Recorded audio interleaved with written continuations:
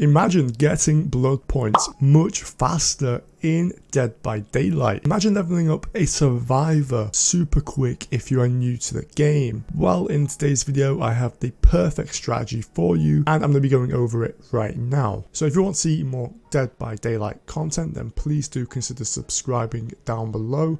This channel is all about Dead by Daylight content, so if you're into that, then please consider it. So firstly, let's take a look at what the main 4 categories are to be able to get blood points much faster. So firstly, we have the survival category, then we have the ALTRISM category, we also have the objectives category and the boldness category.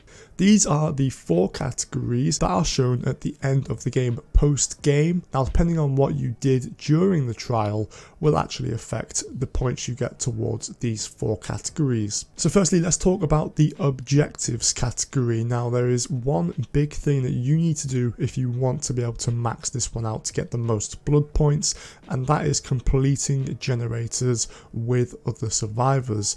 Now, the best tip that I can give you guys for this is to play with friends. The reason for that is because you can all communicate together, whereas if you're going in playing solo, then of course you're going to have a harder time to be able to find out where players are on the map. Now, if you are playing solo, I recommend getting Dwight's perk, which is one of his personal perks, which is Bond is going to show the auras of your other survivors or your teammates on the map. So if you're playing in solo and you haven't got your friends online, then Bond is a great perk to get. Now, the reason I recommend you do gens in the objectives category with other survivors is because it's going to be giving you a ton of blood points if you do complete the generator.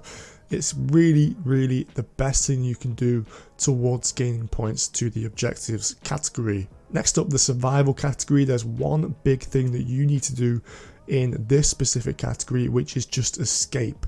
If you can escape and leave the trial, you're going to get the most blood points just by doing that alone. But there are other things you can do, such as struggling on the hooks when obviously the entity does try and take you. Obviously, you're going to start to struggle on the second hook, or if you have been hooked already and you aren't been unhooked yet, then of course once that struggle comes in, you want to struggle as much as you can because you're going to get blood points for that. And once you are on the killer's back, you're also going to get blood points for that if you struggle to try and get off the killer. The next category, which is the ALTRISM category, there are 2 big things that you need to understand for this category, which is going to give you the most blood points, which is number 1, your safe hook rescues, and number 2, your protection hits. So the safe hook rescue is when you unhook a survivor. If that survivor hasn't been hit by the killer within 10 seconds, then it will be classed as a safe hook. Protection hits are when you take a hit from the killer within a 10-meter range of a survivor, and or if you take a hit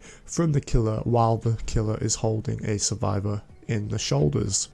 And in this category there is also healing as well, which doesn't grant you as much, however it is worth doing it for the extra blood points. The last category is the boldness category. To get blood points in this one, you're just going to need to get into chases with the killer and try to escape as much as you can. Now we've got that out of the way, we need to talk about what offerings I recommend you should equip. Now, of course, I will have another build for this, which is going to be a whole other video because I can't get into it right now. I don't want to waste your guys' time. So the offerings I recommend is escape cakes and, of course, BPS.